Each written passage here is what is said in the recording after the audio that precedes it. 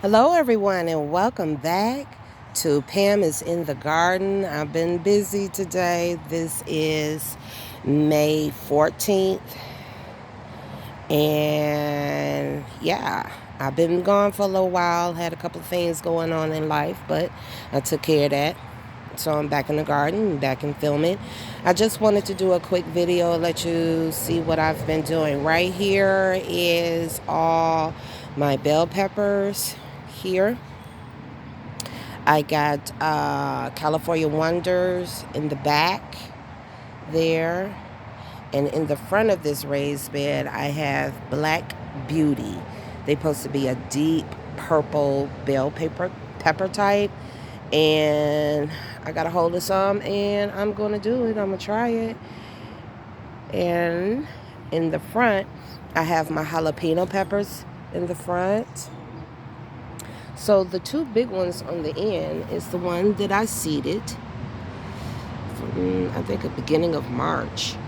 And then the three on the end over here is I purchased at the nursery. So, yeah, there is a big difference in the size, I guess, because they have to mass produce versus my few 8 I did. What that survived. But, okay. So, we're going to see who produces and have the biggest yield. Homegrown, the 2 on the end. Store-bought, the 3 on right there. So I got laid some straw down to keep the moisture on the soil. I also have my soaker hose running through here. So you'll be seeing that, but most of it will be covered. It helps keep me from standing out here like for 2.5 hours watering everything. So, and it's also made out of recyclable tires.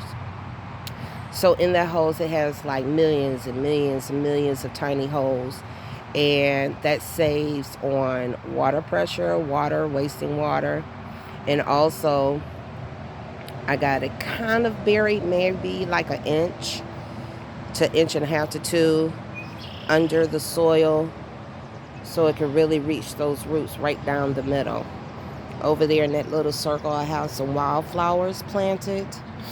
And so hopefully the honeybees and butterflies and everything come there and attract them and pollinate the flowers that will be coming on the plants. Also, in the back over here, I ran out of straw, y'all. I gotta go get some more straw. But back here is my kale. That is my giant kale back here. It says giant. I don't know how giant it's going to be, but I kind of spaced them out so they can have room. The netting on there is to protect the kale and my collard greens and things from that white moth fly. You see that little bad boy? He's cute, but he's dangerous. He lays his eggs on there, and those little moths will tear your kale and your greens and your broccoli and your Brussels sprouts up. Just tear them up, and you don't want to do that. So this is a barrier to keep it out of there, so sun and rain can get through there easily with no problem. And over here I have my cucumbers. I put some straw on them as well, so as they get bigger, I'm at the bottom of this little rack right here, fencing, I will be taking string and guide it up so they can start moving up and climb up on the fence. So I covered those as well. And on the end over here, I have some shallots. I love shallots. They're so good. They're very potent. So you only need a little bit of it. So that's why I didn't grow too many. When these get to full size, I'll be pulling them. And I need to weed over there. Oh my God, you can't tell the shallots from the weeds. Pulling them and cutting them up and freezing them, using them in different dishes. Over here is where I have my beefsteak. tomatoes, and over here is where I have my green tomatoes. Um, these bad boys are going to get kind of big, so I kind of got a lot of space in between them. You can't tell, but it's a lot of space, and I also have to add tomato cages, so I had to allow for that.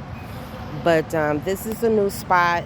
Really, everything has changed around. I rotated everything um, just to see how well that they will do in a different spot. Now, I have planted tomatoes in raised beds, in the raised bed before, so they do pretty good. You know, it's just you have to keep up with them and keep them trimmed and tamed and things like that. And I also have the straw in there, so when the water hit the soil, it doesn't mess with the bottom leaves. I'm gonna have to go back in and cut maybe one or two of those bottom leaves. But other than that, they got fertilizer. They have cow manure in there. I got a little bit of pea moss. I got some perlite in there. I also added a extra secret ingredient to my secret garden sauce. I'm gonna keep to myself. I'm gonna try it out before I promote it. It's not a secret, but it's new to me. So before I even tell anyone to try anything, I'm gonna test it out myself. I also put some garden lime in there. I forgot to do it, so what I did, I just scratched around the root of the tomatoes about 2 or 3 inches down and mixed it in and covered back up. So yeah, so they won't have any problems with blossom end rot, but they're looking pretty good. So over here, which I was telling you, I ran out of straw, so I got to go purchase some today. But these are my collard greens over here. These over here are my Georgia collards. These over here are my blue kale, and some more. I'm sorry, Champ collards. There's like a mixed breed between Bass and collard greens. And down here are my Georgia collard. Now these are beautiful. These are I purchased at Lowe's. I found these at the bottom of the shelf, and they was looking so good, so I purchased them. And I did have them in grow bags because I didn't have this section set up yet. But I took them out of the grow bags and I transplanted them in here, and they're doing excellent. Now, like I said, there is a little white butterfly. He cute, but he's dangerous. So I have this netting over him. But I did leave these out for the sacrificial lamb. So I was hoping if I leave some out that the butterfly would be attracted to this instead of going over here or over to my kale. Yeah. So, but they're so beautiful. I hate to do it. And I'm kind of like, I need to save it. But at least one of them, because I have 2 in there. So if I'm going to make a decision, I need to make it fast. But anyway, so this spot right here is going to be, I'm going to put my squashes here that I started already from seed. So they're about ready to go out in probably like another week or so, another week. They're growing fast, so it might be before that.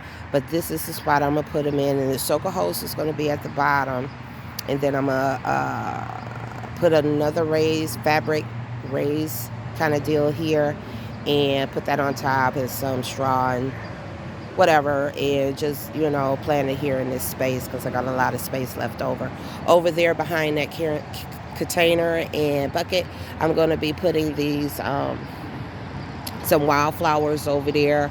I'm really trying to implement a lot of pollinating flowers into the garden, so the bees and the butterflies and the hummingbirds can come in and pollinate the flowers in here. I didn't do so bad, but I think that makes a difference in your garden, is putting pollinating flowers. So it's a lot of, I have marigolds. I'm definitely putting marigolds. I love marigolds in here, and some wildflowers, just, here and there. So this contraption right here, I was trying to be creative and do a string bean tower.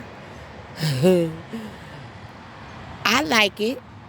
I think it's cute, but I'm thinking about changing the pot. Yeah, I don't know yet, but I'm thinking about changing the pot. Not the location because they do sprawl out. So my fence will be going across here. So if it does sprawl out, it will be attached be closer to the fence and hang on the fence. I just have to keep it under control so it won't go so much over here or over here and block the sun. And I have to put in consideration for the sun as well.